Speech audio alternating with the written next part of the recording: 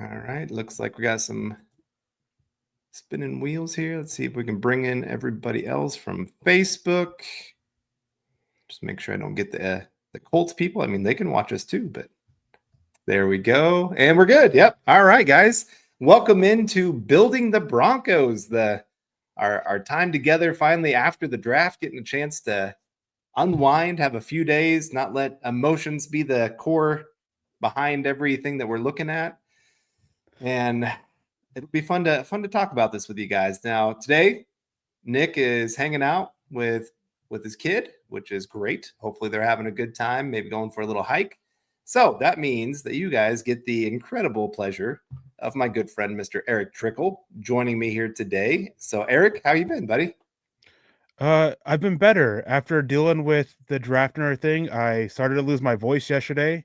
I'm dealing with a slight head cold and sinus issue, but I'm excited to be here. And the draft shows were fun and great, but now it's time. It's like shifting of gears now, and we're just really evaluating these players and what they're going to bring to the Broncos.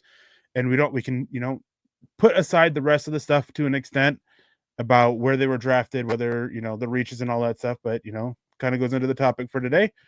But I'm excited as always to join you, Carl. It's always a fun time. Yeah, yeah. Last time I was with you, an earthquake hit you.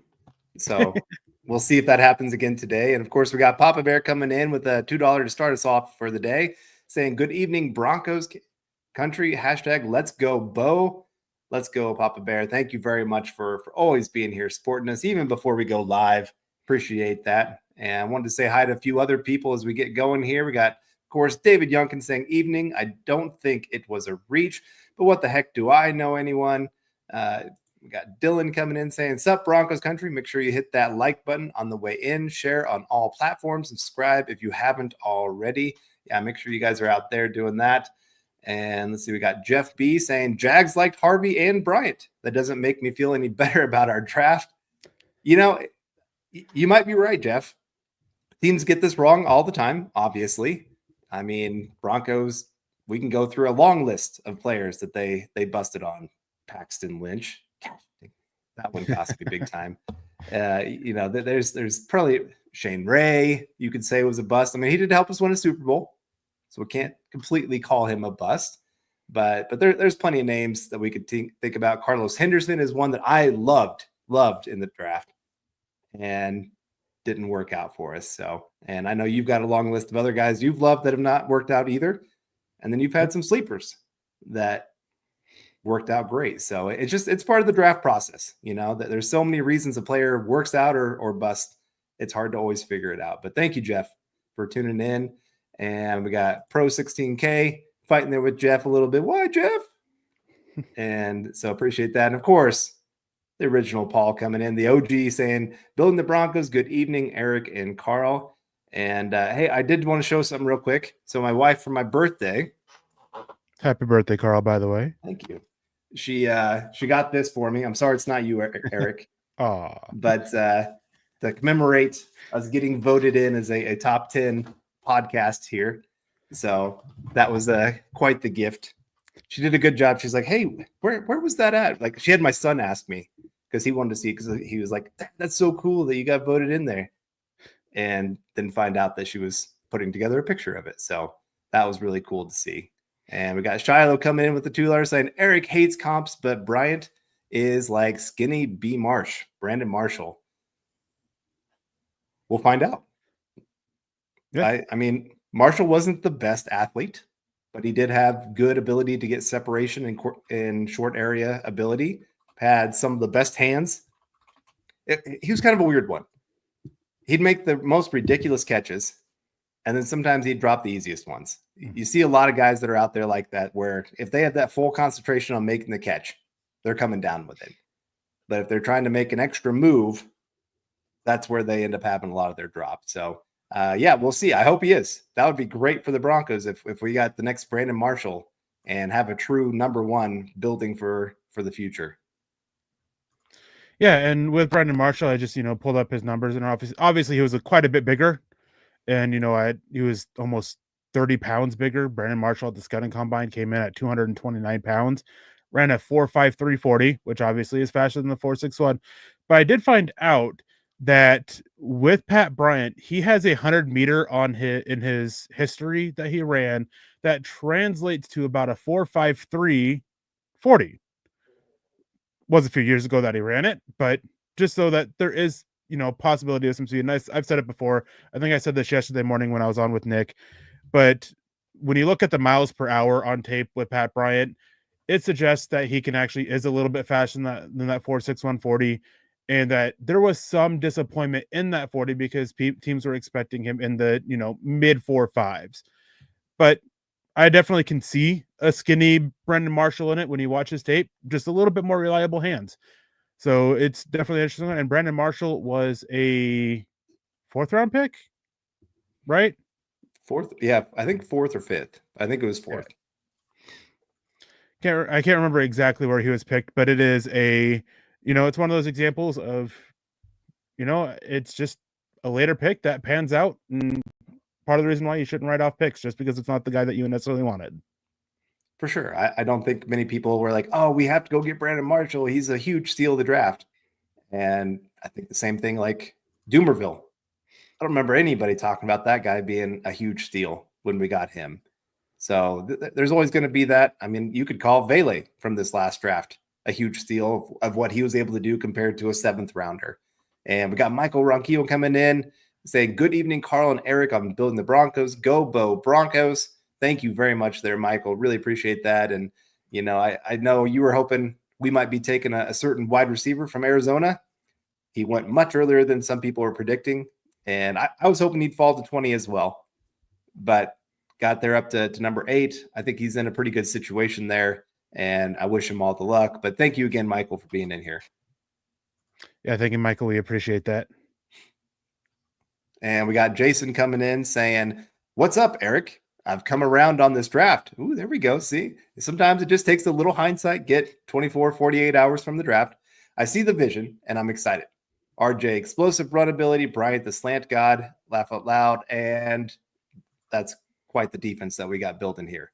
So, yeah, I think that's going to be the big thing. But before we get to that, guys, I wanted to go ahead and get into our topic just a little bit. Before we do that, I wanted to go ahead and talk about DraftKings. The Great Rewards Hunt is on. So join the adventure with DraftKings Casino. For fun seekers, follow the trail to huge jackpots, 3 weekly bonuses, and exclusive games. But the excitement is only getting started because new players sign up with code MileHighPod and wager a minimum of $5 and can receive 500 casino spins on a featured game. Only on the most rewarding place to play, DraftKings Casino. Again, that's code MileHighPod. That's right. The crown is yours. Gambling problem? Call 1-800-GAMBLER. In Connecticut, help is available for problem gambling. Call 888-789-7777 or visit ccpg.org. Please play responsibly. 21 plus, physically present in Michigan, New Jersey, Pennsylvania, West Virginia only, void in Connecticut and Ontario. Eligibility restrictions apply. New customers only, non-withdrawable, casino spins valid for featured game only and expire in 168 hours. See terms at casino.draftkings.com/promos and 5/4/2025 at 11:59 p.m. Eastern Time. All right, well, let's get into this a little bit because I do think some people have come around a little bit more. One, for maybe the players weren't taken earlier than they should have been. Maybe the NFL teams had a little bit higher value on these guys than maybe the media did, or fans, or whoever you want to talk about. And then the other part of this is beginning to see how they fit into this offense and defense. I think one of the things I've really appreciated about Sean Payton is his ability to see a true weakness on the team. Or see, hey, how we're trying to use this player is not working. We got to change something up.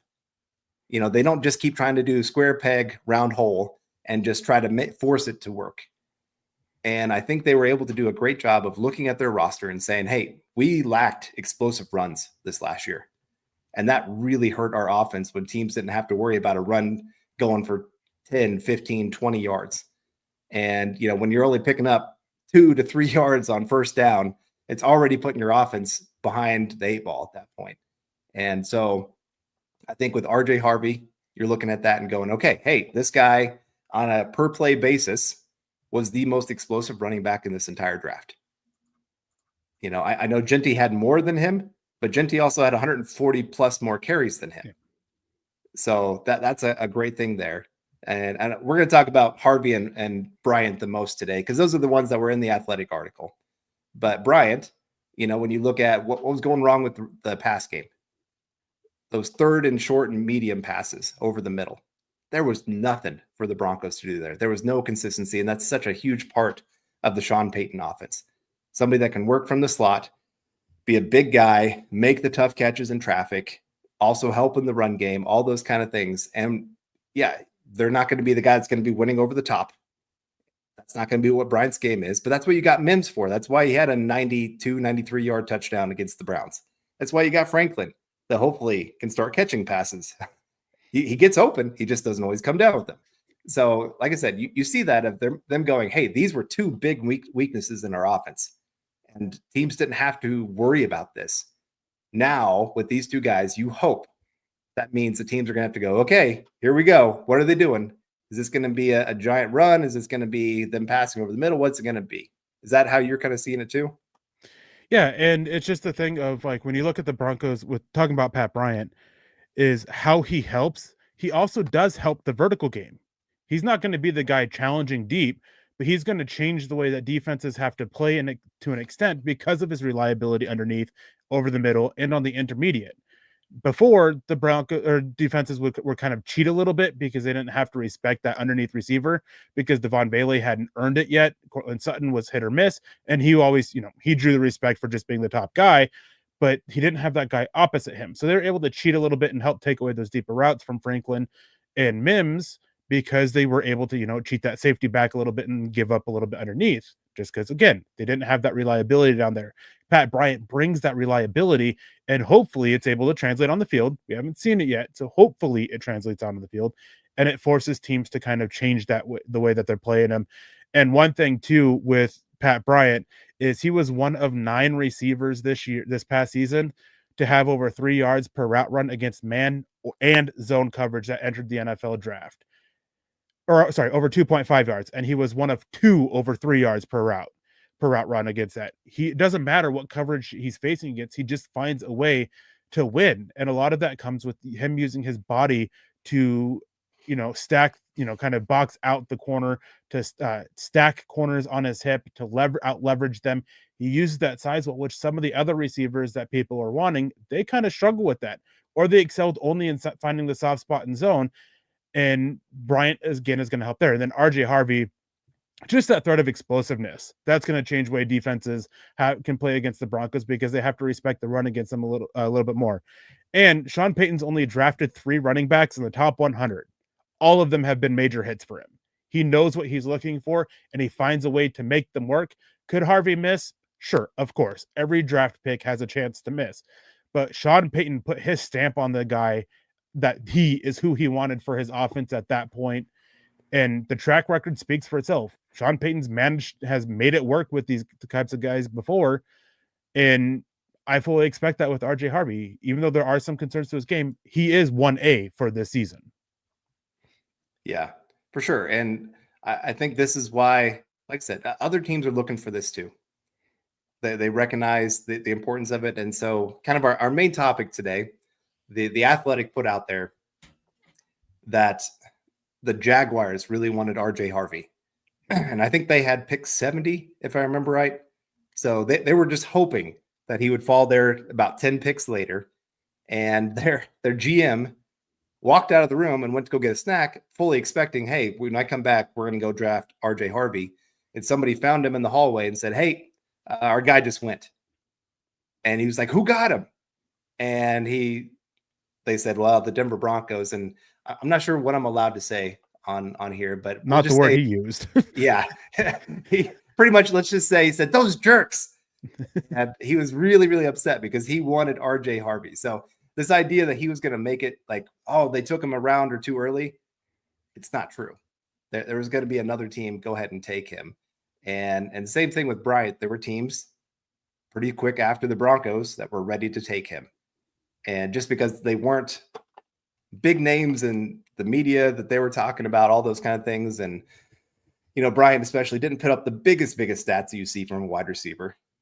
That doesn't mean that they weren't coveted by other NFL teams. And this is where finding guys that fit your system, finding guys that fit what you are lacking on your team can be such an important thing. And I know some people are like, well, we didn't get a big running back, a 3-down running back.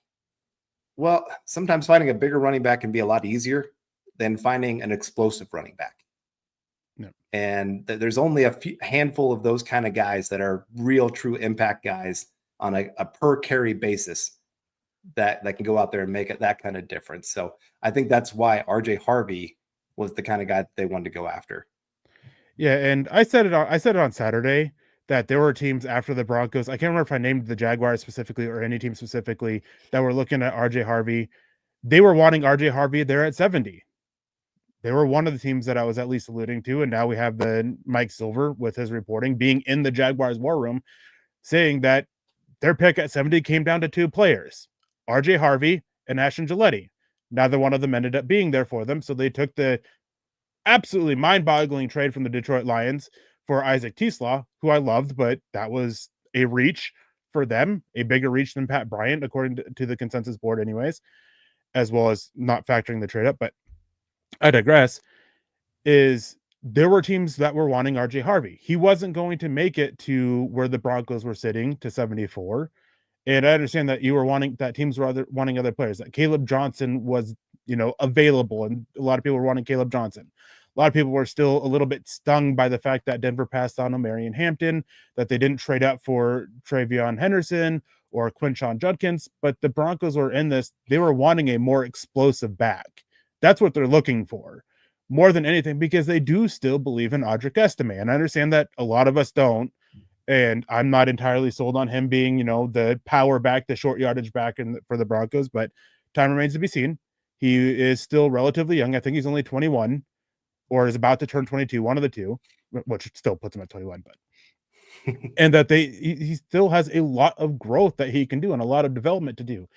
And he started to show out well there towards the end of the season. And I know his yards per carry weren't great, but there are a lot of times where his success rate was because he was there asked to get 1 or 2 yards, and he got 1 or 2 yards. He got what they needed out of him. Just want to see him grow and to get more than that. So Harvey was the guy that was going to be gone. And then going to the article, and I could pull it up and I could read it here as soon as I find it. They were saying is 14 picks later, the Broncos, not using the word that is used in the article, would select another one of the Jags' potential targets in Illinois wide receiver Pat Bryant, a.k.a. Duval Pat, albeit much earlier than Gladstone would have considered drafting the Jacksonville native. There were teams that I had heard, and I said this on Saturday as well, that were considering Pat Bryant within the next 8 to 15 picks after 74 that were looking his way. The Jaguars weren't one of them, from what I was able to figure out and was told, is that they were looking at him somewhere in the 4th round. So still early for them, but there were still other teams for it. And the Broncos, they had him graded at that point. It may have been a slight reach for them, for their board, but it was a guy that Sean Payton discovered as wanting, that he needs for his scheme. Little Jordan Humphrey, he had the 2nd most snaps at wide receiver last year. He wasn't used as much. He think he had the 5th most targets and catches or something like that last year, 4th and 5th. But that is a large role for Sean Payton's offense that they just couldn't use because Little Jordan Humphrey was not the most reliable player. Drops, fumbles, and he wasn't a guy that, despite his size, that used his size to box out and protect the catch point a whole lot, which led to some passes being broken up. Pat Bryant is a significant upgrade for there, so I would expect more from him in that role than we saw from Little Jordan Humphrey last year. Yeah, I think I look at teams like that have won a lot of championships, and the Pats, for example. I know a lot of people would question their drafts throughout the years, and there are some players that were big misses, but they were one, especially on the defensive side of the ball, where they'd look at, okay, this was a huge weakness in our defense last year. We need to draft a player specifically to handle that spot so that teams cannot take advantage of this moving forward. And so it might not have been always the most talented player overall, but it was a player that fit exactly what they needed. And a guy like, especially Bryant, that is one that I feel like he just really fit what Sean Payton wanted out of his offense that he couldn't do last year. Mm-hmm. And so that's where maybe they had somebody else, like you said, ranked a little bit higher, but they needed that to make this offense go. And without it, little Jordan Humphrey tried, but it just was not working well. He made a few plays for you, but then he also, every time he caught the ball, you'd be holding your breath, like, please don't fumble, please don't do something really stupid. And so getting somebody, he's a captain, and Bryant is smart. He's got really good hands. He can actually make people miss in the open field. There's just a lot of things to like of how he's going to fit into this system. I mean, you really do. I think that's the biggest thing when I look at this whole draft. Almost every one of the players I can look at and say, yep, I see exactly what they're going to do with them. And that's going to be a nice thing to have for the Broncos, where there was kind of a lot of question marks. How can you even use this player? And so I'm excited to see these guys on the field. Again, this was not my favorite draft. Yep. But there are times where you just have to fill holes. You're not always having to find the biggest all-stars ever. You're working for building an entire team, not just an individual player. Yep. Yeah, and that's kind of the thing with this one. As we came into the draft, and a lot of the conversation was the Broncos don't have a whole lot of very obvious holes, right? A lot of it is that they needed, depth or niche players, and that's kind of what they targeted it. And that is I don't want to say it's concerning, but that definitely does hurt their draft a little bit in my mind. As I put it out there on Twitter, the Broncos technically reached against the big board and my own personal board on every single pick except for Jahdae Barrett. Every single one. And so they had, according against the consensus board, they reached the third most in the NFL. Against my board, it was the second most. And if I took out the punter and the tight end, and if I took out the special teams for everybody, I'm sure the numbers would change. But hey, they were drafted, they get thrown in there. But it still is one of those things of like, they saw something specifically for them. And if I was making a big board specifically for Denver, which I do not, and neither does the consensus board, it is just in general, things would look a lot different. I would have Pat Bryant, probably not as low as I did, but probably still not worth the 74th pick. Still probably would have been a reach. And I would have had RJ Harvey a lot higher for Denver because he has that explosive ability that they were looking for. They were really needing because the running backs on the roster, they don't have that. So it changes a lot when you do it by team, which is one thing of why, just because it's a reach against the big board doesn't necessarily mean it's a reach. Teams don't use the big board. They use their own, and they're looking for specific things, specific qualities. Again, not every single player was on the Broncos board in the first place. They probably had only 100 to 120 players in the draft. In the Athletic article, they talk about how there was a sheet of 30 players, 30 that the Jaguars wanted all their picks to be from. Whether they landed all 10 of their picks out of that 30, I don't know. It doesn't say that in the article, but they only had 30 players that they really wanted out of this draft. The Broncos probably had something similar to that. They maybe not 30, but maybe they had only 50 names of guys these are guys that we really, really want. And they stuck to it, and they trusted themselves. They trusted their process. And honestly, George Paton and Sean Payton, and Carl, you've known me for a while. I'm one of the most cynical people out there. I'm one of the ones that is always the harshest and always, pointing out the negativities to anything that George Paton, Sean Payton, or any coach of the Broncos does. And I have hit that point of they deserve our trust. They deserve our patience to seeing what they can go and they can develop. Now, Carl, I want to go back and focus on Bryant here and, Harvey and all that. What kind of statistical production are you kind of projecting, since this is kind of what Chad's talking about, out of Pat Bryant and out of RJ Harvey, using what we can kind of somewhat predict for what their role is going to be for the season? So I'll start with Bryant. I would expect somewhere in the neighborhood of maybe 55 catches, 750 yards. would be my guess. I do think he's going to be one hitting the ground running because that is such a pivotal role in the Sean Payton offense. He's going to get a lot of snaps. And I think he's going to be one guy that Bo Nix is going to be able to trust very quickly. I think he's going to be in the right place, right time. And because, again, there was just so much of that missing last year from this offense, I think Sean Payton's going to be excited that he gets to introduce that. And I think he's going to try to do it early in the season, especially to make teams have to respect it. Say, yeah, you can't just back off. You can't just think we're going to run a deep in or just a deep go with some of these wide receivers. You've got to respect what we're going to do over the middle of the field. Now that we've added Evan Ingram, and maybe that's probably where he's going to get hurt a little bit more because now you got Ingram that would maybe take some of those snaps he would have or catches that he would have gotten. So maybe I lower it a little bit where it's closer to like 50 catches, 650 yards, something like that. But the bigger impact I think he could be having is also in the run game. Just his ability. I know I saw somebody earlier talking about that of he has the attitude of no block, no rock.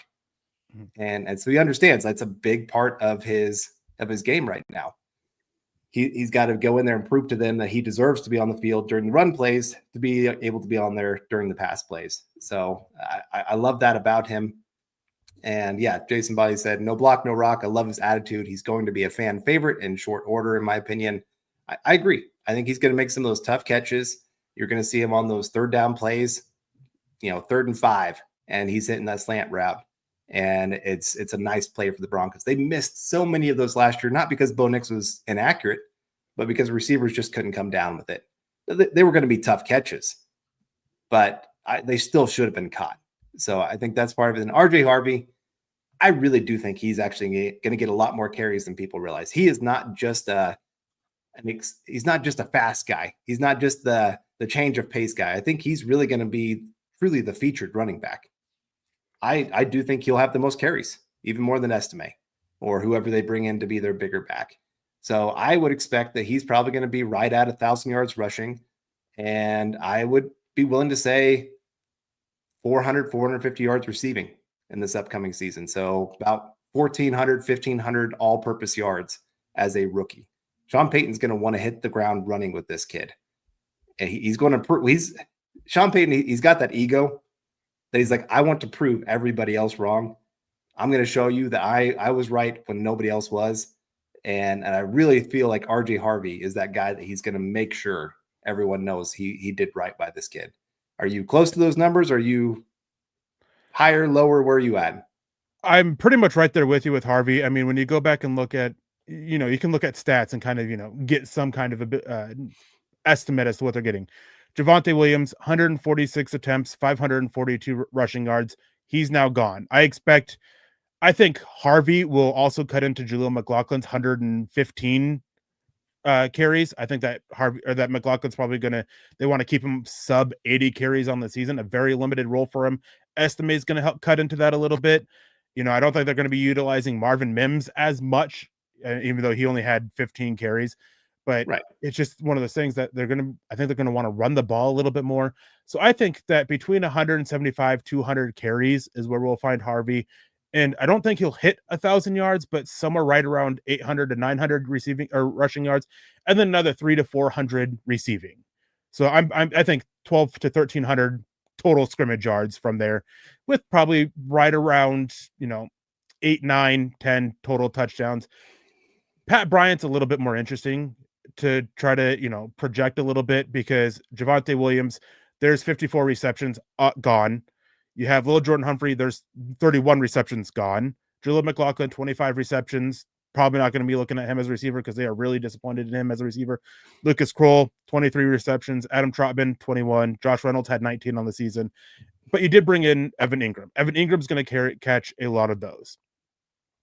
But I think that Pat Bryant, I think you're still going to be looking at getting him because Troy Franklin and Marvin Mims, they are niche roles in this offense. They are there to bring an explosive element to it, and especially in Troy Franklin. And then Marvin Mims is more of a gadget type role that they can use in a variety of ways to get open. So the bulk of Little Jordan's targets and catches, I think, are going to go to Pat Bryant. I think Devon Bailey is going to get an increase, and I think Javonte Williams' targets are going to get spread out over it. I think that Pat Bryant, somewhere around 40, 45 catches on the season with 500 to 600 yards, that's kind of where I'm projecting him, with a chance to grow more depending on how, Troy Franklin does, Devon Vele, because a lot of this is also projecting what they're doing based off of what we hear about them. They really like Devon Vele. The sound of it is that he's going to be their number 2 receiver this year. Troy Franklin, they like him. They have to improve his catching ability, and especially over the shoulder and the ball tracking. But if he can, he seems to be basically their deep threat. So I think there's a large role for both of these guys in this offense, and it's definitely adding weapons to Bo Nix to help him take that next step. I'm not overly worried about the other wide receivers being in Pat Bryant's way.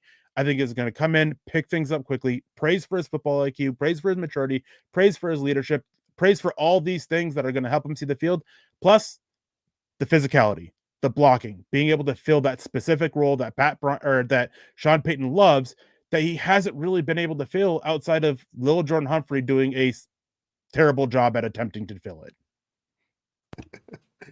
Yeah, and that's the other thing. I saw a few people talking about his blocking being a big reason how it opens up runs. I think that's the nice thing, is these two picks are very complementary of each other. You have to worry about Harvey in the run and pass game with explosive plays. So you can't just have your linebackers and safeties key in on Bryant going over the middle. You have to worry about Harvey, going off either as a screen pass or just off to the side as a check down, whatever you want to call it. He can also run wheel routes. He did that a little bit there at UCF. And I don't doubt he can figure out how to run some routes over the middle too. Do a big cut back in, maybe even move him out there to slot every once in a while. Sean Payton likes to do that with his running backs. When he had Darren Sproles, he could do that. That was a guy, his first year with Darren Sproles, had over 1,300 all-purpose yards. So, there's been a few people trying to compare how Harvey's going to be used compared to Darren Sproles. I think he's got a little bit more run ability than Darren Sproles did. He's got a little bit more oomph to him. I was a big Darren Sproles fan. Back then, I was a K-State football fan. Now I'm not. I got to college and had my eyes open to some of the college kids there. But beyond that, Darren Sproles was a fun guy to watch. I think RJ Harvey has more of an ability to be a true running back that they also use in the pass game. Darren Sproles is just kind of that scat back. You could use him however you fit. If he had a nice little matchup against a linebacker, boom, he's going to win that one. And you see that with Kamara. Like, they'd move him out to the slot sometimes if they thought, hey, if we're in man coverage, let's get him there. Let's have him run a quick slant or whatever we're going to do with him. And we know he's going to win that matchup. That's going to be a lot of fun to see how Sean Payton really maximizes that. And then, like you said, with Pat Bryant, because he's going to be so good run blocking, he's going to get a lot of time on the field. They're going to live in a lot of 3 wide receiver sets, I think, this year. I don't think they trust their tight ends beyond Ingram. And even their Ingram's not much of an inline guy. Yeah, you're going to have him in there for blocking. So I think they're going to be in a lot of 3 wide receiver sets. Bryant's going to get a lot of run, and you're going to have a lot of run plays go his direction because he can hold up against the linebacker. He can cut back against the defensive end to really seal the edge, to get Harvey with his athleticism to the edge. There's just so many more things you can do with this offense now that was not available last year. That's such a nice thing. It was a limited offense, not because of it was a little limited because of Bo Nix early on. Yep. But as his season grew, it became limited because we didn't have the weapons to actually run the Sean Payton offense like he wants to run it. Mm-hmm. Yeah, and we have Jason coming in. He said that if Ingram stays healthy, he's almost guaranteed 80 catches. I agree, and I think most of that's going to be accumulated from the tight ends. I'm not seeing a lot of run of Adam Trautman, Nate Adkins, Lucas Kroll as receiving weapons in this, and he's going to help catch some of those Javonte Williams receptions, that the target share there. So there's still a path for it, and I'm not expecting Evan Ingram to play every single game. I think he's going to probably miss at least 4, and that's being generous on it just because of his history with injuries. But one thing, too, with Pat Bryant is that he is one of 2 receivers in this year's draft who had 10 yards per route run on short area targets, 10 on medium area targets, and 15 on deep target. So it doesn't matter what level of the field he's working. He's able to get open. He's able to make an impact. And he has one of the most refined and developed route trees of a wide receiver coming into the draft this year. I think only 2 receivers, one of them went undrafted, had a more balanced percentage of routes ran, meaning that he doesn't have like 1 or 2 routes that have such a high percentage and then a little bit everywhere. Everything is pretty close together. And that is something that, Sean Payton adding that versatility, adding the ability to throw all these different routes at him and make that impact is, going to help him see the field. It's going to help him see the field in situations probably over Evan Ingram in certain situations, just because he offers a little bit more of a route tree there. And Evan Ingram, as good as he is as a receiver, if you go back and you watch him and you look at his route tree breakdowns, it's still rather limited. It's not overly versed and defined. So that is something that's helping him. And then you add in RJ Harvey into the mix with the explosive ability. And I know there's a lot of people that are down on his receiving ability, but the Broncos see something there that they like. When I went back and watched him the second time prior to the draft, I came around on it. That was one of the reasons why I was really low on him. And I saw a little bit more potential there with his hands and receiving ability and his route running. I think there is some ability to line up out in the slot, still have to work on the route running, of course. And a lot of it just comes back to is just because a player isn't used in such a way doesn't mean they can't do it. And I think that especially with that UCF offense, they just not a good offense. And Harvey definitely had to put them on his back and carry them. And we talked about this a lot, I believe, on Friday night. We talked about it a lot on Saturday. Denver had a lot of issues in the run game, but it wasn't because of their infrastructure. They had the number 1 offensive line and run block win rate by ESPN and a bunch of other analytics for run blocking. They were still top 10. They were a great run blocking unit. Sure, they had their miscues at times that led to hits behind the back. There are a lot of issues stemming from blocking at the wide receiver position and blocking from the tight ends that also created an impact and some negative runs there. But when you take out Javonte Williams, the running game looks completely opposite. Actually, if you take Javonte Williams out, his runs out, their rushing offense is becomes top 10 in a lot of analytics in these percentage analytics. So the infrastructure is there for Harvey to take advantage of. And we saw what he did behind a terrible UCF offensive lineman. They had one guy this year who was worth looking at, and he went undrafted and signed as an undrafted free agent. Another guy, he basically walked away from football. They have 3 guys that return this year, and nobody's expecting them to get looked at even after the draft next year. Obviously, they can grow, but they weren't that good. And Harvey literally had to do a lot of things and hide their absolute how terrible they were as a unit, which was so frustrating watching UCF because they were some basic things that they couldn't do, running into each other. It was just not a fun thing to watch, and Harvey made UCF fun to watch. Yeah, I think a couple things that I'm a little bit nervous about with him. I hope he didn't learn some bad habits of trying to always get the explosive play. There's a lot of times he tried to bounce it outside before he needed to. I think he can learn again once he trusts his offensive line that they're actually going to hold up in the middle. Yep. But there were a few times he's like, nope, I got to win to the outside. Let my athleticism beat these guys to the corner. So that's one thing. 2, there were a couple times I thought maybe he was almost too patient, trying to wait for the blocks to develop in front of him, and it gave the defenders a chance to actually get to him. Now, he had the explosive ability sometimes where they would catch him, and he would find a way to, oh, nope, cutting back, zoom, gone. And that's where you saw some of the incredible vision become a big part of his game, where he could, like you said, he'd have 2 defenders in his face, and somehow he still turned it into a big-time positive explosive play just because he has that escape ability. So I expect that's going to be a big part of it. I think with the offensive line, it's just going to take a couple games. But once he finally gets there and goes, oh, yep, this is good. This is the best I've ever had in my career. Now let me cook. Let me actually, when I've got 2-3 yards of wiggle room to move forward, and now I can explode through the hole and do some fun things. I think that's where the offense is going to get to a much greater place than we've seen. Right now in the NFL, if you want explosive plays, you've probably got a better chance in the run game than you do in the pass game. Teams just have said, we're not going to let you win over the top anymore. The Vic Fangio defense has taken over. And I mean, I know all of us Vic Fangio is the head coach. Not a great head coach.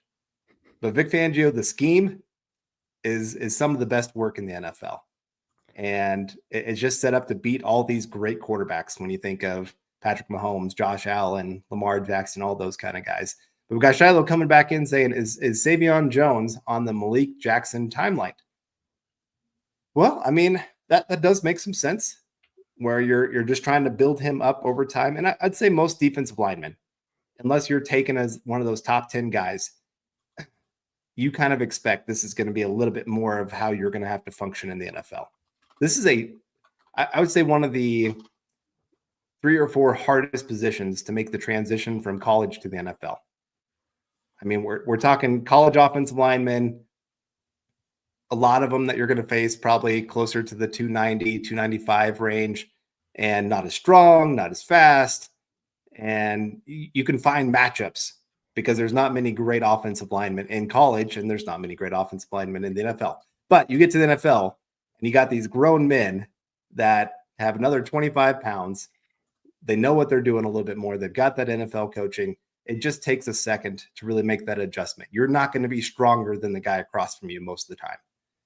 And so you've got to learn, okay, now I have to have technique to win as well. I can't just out-muscle somebody. And so I think it's good. He's coming into a really good situation. He doesn't have to be day one the guy. And he can rotate in and learn. He's got the passion. We see it. I mean, the guy plays with his hair on fire.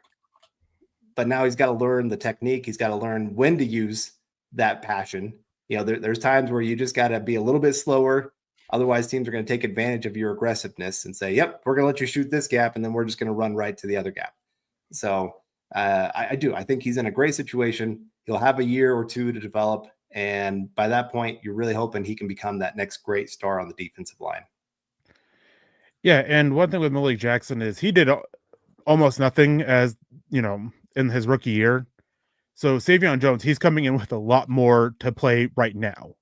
There's a lot more, technique there. There's a lot more already. The tools are there already to work with. Don't need to fully develop and everything. So not fully on the Malik Jackson timeline, but I wouldn't be surprised if we see similar usage and production from Savion Jones as a rookie as we did from Malik Jackson in year 2.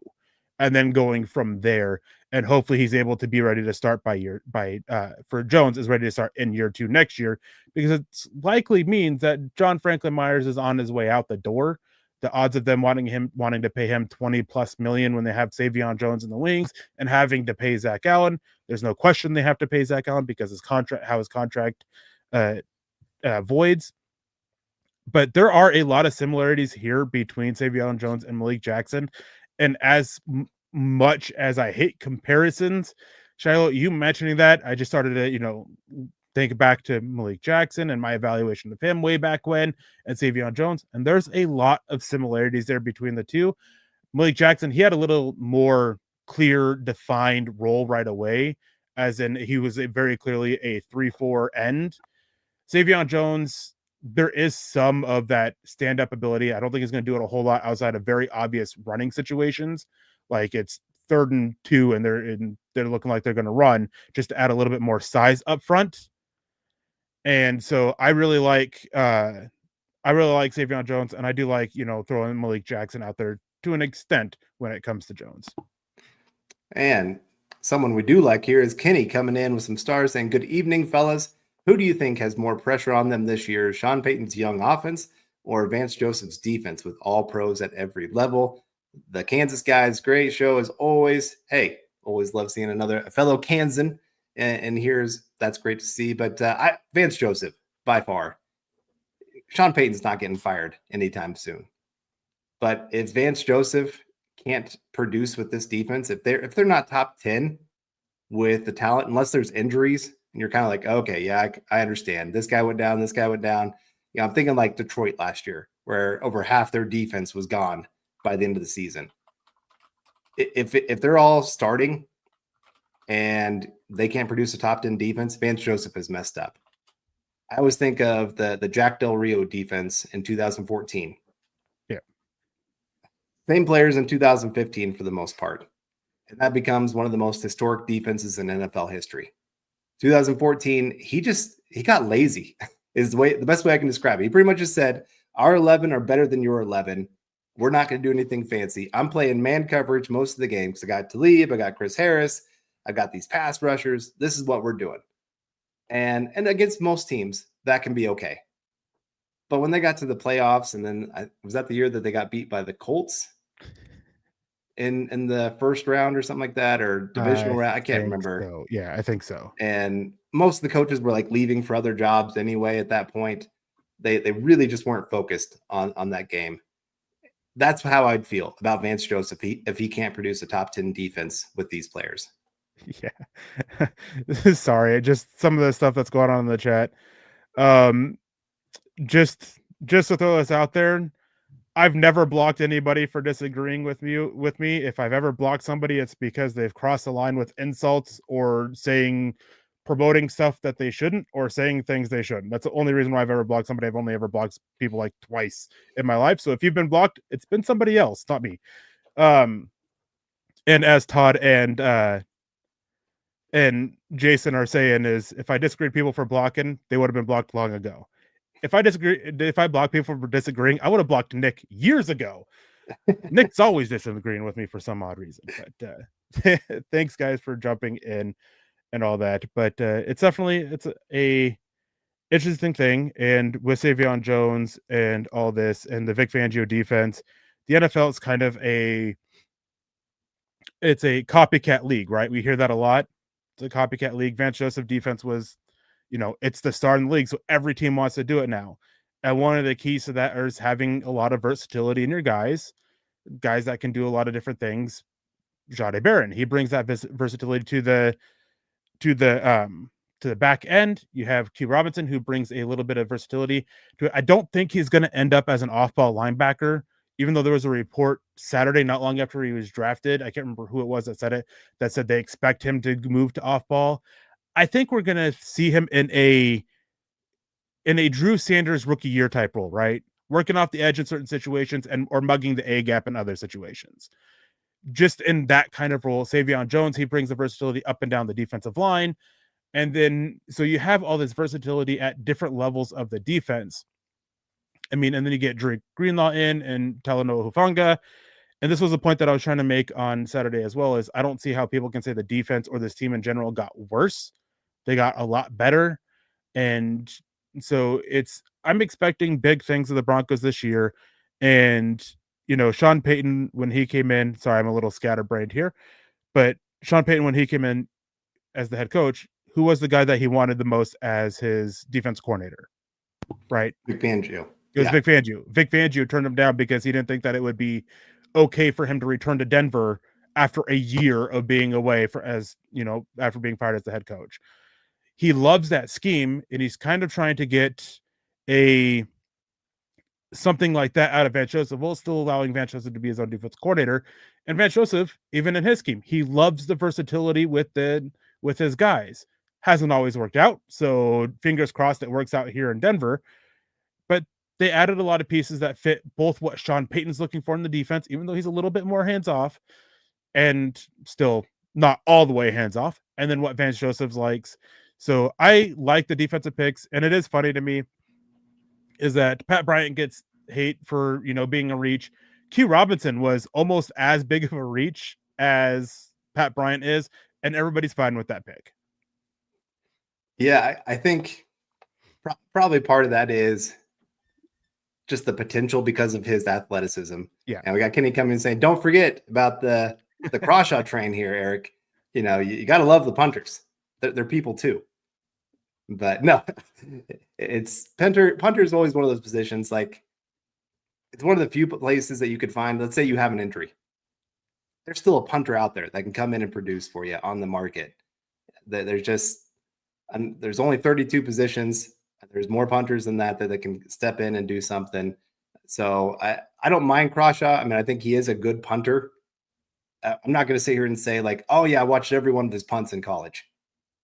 I didn't. I didn't really scout the punters a ton. I've watched a little of them. Senior Bowl. I've watched a little of him, a couple games, a couple of his kicks, stuff like that. But yeah, I hope he works out and becomes our all-time greatest punter in Broncos history, which is not hard to do. I can't even remember who is the best punter the Broncos have ever had. It's not great. but beyond that, like I said, the defensive players, again, that they all make sense of where they're going to fit on this team. Robinson, I think part of it, the guy has incredible athleticism. Yeah. So maybe you think, hey, they're banking on that athletic profile, that it's going to be able to raise him to become something more than what he's shown. You know, he's had the flashes. He's been to the top of the heap of looking like one of the better edge rushers when he's been given that little bit of a chance. So I think maybe that's why people don't harp on it quite as much. And it could also be the third round pick. You know, third round pick, people are still knowing a lot of names. By the time you get to day 3, most people don't know half the names that are being picked. And so maybe that's a little bit of it too. But we got Michael coming in saying, great show tonight, Carl and Eric, on building the Broncos. Go, Bo Broncos. Thank you again, Michael, for always coming in here and just being a huge support for us every single day. So yeah, the offense right now, if we're talking about who has the most pressure, there's pressure, but it's still Sean Payton. Mm-hmm. You know, I don't think if the offense fails, people are pointing at Sean Payton going, man, he was terrible at his job. I don't think that's going to be the case. Defense fails, a lot of people are going to be pointing fingers at Vance Joseph going, dude, you are terrible at this. You know, he's not always had the best track record as a defensive coordinator or a head coach. And the other big part of it is, like, if you fire Sean Payton, then you've got to replace the entire staff. If you fire Vance Joseph, you've got 2 or 3 guys on staff that you could probably feel pretty comfortable with stepping into his role, or even have an outsider come in and you're going to be fine. So there's a lot of difference in what each of them are having to feel in this moment. Yeah, and on that is Vance Joseph, he's done better than a lot of people give him credit for with defenses over his years, especially in Arizona. But there's been, you know, talent at key positions. It's a talent that's allowed him to do what he really wants to do. And last year we saw with injuries and some inconsistent issues up front, especially, you know, not having that premier pass rusher. That's a big one, as especially later in the season, Zach Allen kind of fell down. So they added to pieces to help them, you know, keep that rotation alive on the defensive front. You know, so is that to help keep Zach Allen fresh, where he's not playing literally 2 games more of snaps than the next highest defensive lineman. They added somebody to the secondary that helps with their depth, which got depleted as the season went on. And we saw what happened. They're on the Cleveland Browns game for that. So they really did a lot to help out Vance Joseph with the depth for it. And then offensively, Sean Payton has shown time and time again that he's able to make guys work. You know, I mentioned earlier, you know, he's drafted 3 running backs in the top 100 and they've all panned out. He's drafted 4 wide receivers in the top 100 and all 4 of them have panned out for him. Some of them haven't necessarily been worth the pick, Traquan Smith and Robert Meacham specifically, but they still had a big impact for him in his offense because there are guys that fit specific roles or whatever that he was looking for them. And then going back to Crawshaw here a little bit, I mentioned this yesterday morning. I sat down with the former college special teams coach who absolutely praised Crawshaw. He basically said that he is a guy who can do it all. And, you know, I've said this a lot about multiple different guys. He is a jack of all trades, master of none type punter. He's so well-rounded with everything that he does that all of his issues are just, he can be a little bit more consistent with this. He can be a little bit more consistent with that. That's the biggest concerns with him. And part of the reason why I'm not overly sold on the pick is just my personal philosophy of don't draft specialists. Sorry. Couldn't get the word through. The word out right. That's just my personal philosophy. But at the same time, if you're going to draft a specialist, draft the best one. Yeah. Crawshaw's the best one. They drafted the best punter in this class. If you're going to draft a kicker, draft the best kicker. If you're going to draft a long snapper, don't ever draft a long snapper. That's the only thing that's unacceptable. But I like Crawshaw. I like the pick. part of my thing on Saturday with it was just, playing into a little bit of they drafted a punter, like, oh crap, they passed up on talent. But hey, if you're gonna hit on a position in the 6th round, odds are it's probably gonna be a specialist. Like Yeah. that's the best chance to hit on somebody in that 6th round. And we got William Catalano coming in here saying, wasn't Tom Ruin one of our best punters? He was the best punter the Broncos have ever had. And added value, he is absolutely at the top of the list. Britton Colquitt is 3rd in Broncos history. And a guy, Luke Prestridge, he's number 2 on the list for punters. I've always thought it's weird that punters have never been good in Denver. You would think with the thin air, they'd have the best average. They'd have the ability to pin people in the 20-yard because they can punt a little bit further. But I wonder if that kind of just messes them up when they go other places. They just can't really get down how far they should be kicking. And go ahead.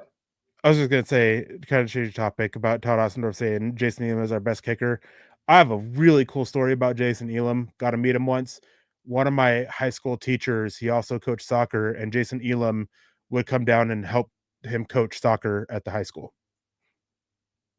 There we go. That's near and dear to my heart. Got to say, my soccer team this year, undefeated. We just won 2 more games yesterday. And one of the coaches came up to me afterwards and said, we have to play you again in a week, and this sucks. You guys are too good. My kids are destroyed right now. And I kind of feel bad because we have beat them like 9-2 and 14-0. But at the same time, like I've got some kids that are doing things that I've never had kids be able to do. And we're talking like flip kicks and like make 3 guys miss because you're able to dribble so well. It's some of the best soccer. This last game, I even like a 3 pass. The goalie was just spinning in the goal because he couldn't figure out where the ball was going to be. So yes, love that he helps coach soccer. And yeah, Elam, because is he from Alaska or does he just live there now? I think he just lives here now, or he has a house here. I don't know if he lives here full time or not. But I gotta say, seeing some talk about the meet and greet in here and people talking about where they live, if I can make it from Alaska, you guys can have no excuse for where you live as to why you can't make it. There's other excuses, but not where you live. If I can make it from Alaska, just remember that. There you go. My problem is I work on Sundays. So, but I'm going to try to make it again this year. No, I made it the 1 year. I'm really hoping I can make it again this year because I love that time with you guys and always love to see you, Eric, in person. It's great like this, but there's nothing quite like person and sitting around, getting a drink, going and eating a steak, all those fun things. So anyway, yes, if you guys can make it, I would definitely love to see each and every one of you. It's always a great conversation. And anyway, we're coming up here on an hour, so we're going to wrap this up pretty quick. But I'm hoping as these few days have gone by, maybe you've kind of stepped off from the edge of the cliff here a little bit and realize this Broncos draft makes a lot more sense than people realize.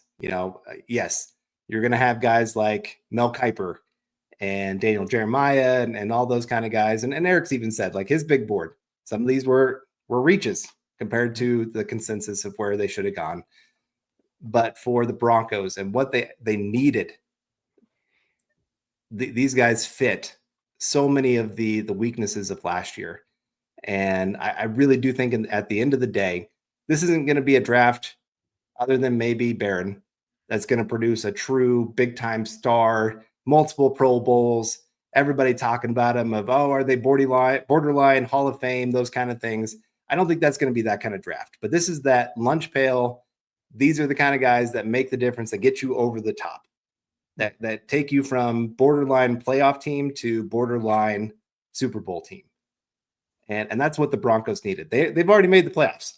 Now, what's it going to take to make that next step? I think these are the kind of guys that get you there. Yeah, definitely. And we're just in wait and see. I mean, I've mentioned this before. I mentioned this on Twitter. The 2022 draft, that one was kind of crapped on a little bit by a lot of people.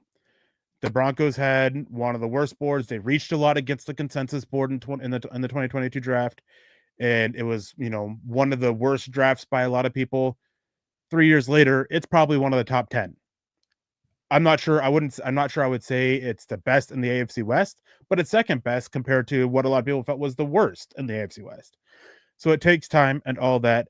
And just back on the meet and greet real quick, Jason Bonney says, I might try to make a trip if y'all give the dates with time to spare. Well, we will make it sometime in May. The schedule release is May 14th, and we wait for the schedule so we can know when a home game is and schedule it off of that. And I believe Chad and Zach have kind of hinted basically within the next week after that. So somewhere between the 15th and probably the 21st of May is when we'll have the date set for when the meet and greet is this year. Yeah, and I can pretty much guess it'll be September or October. They like to keep it in the warmer weather. First 4 We're weeks. not all, so we're not all freezing out there. So you can kind of plan at least monthly of where you're going to be looking at. But anyway, I wanted to thank everybody that came in. We got Papa Bear, of course, coming in right off the bat. Shiloh, Michael, Ronquillo, Jason, Bonnie coming in as well. Good to see you coming around a little bit on the draft for us. And then, of course, Kenny Kirkpatrick coming in a couple times for us. So again, thank you guys all. And thank you all for just being here, tuning in once again. Make sure if you guys can subscribe, like, and share this everywhere that you possibly can. It really helps us out a whole lot if you guys can do that. And just appreciate you sticking with us through the draft. That was our most watched live draft that we've ever had here at Mile High Huddle. And that's because of all you guys just tuning in with us, sticking with us through it all. And I know sometimes we disagree, but that's what I love, is that we can have that and still realize we're still united as Bronco fans. So thank you guys again for coming in. Make sure, as Nick always likes to say, choose kindness and compassion, and go Broncos.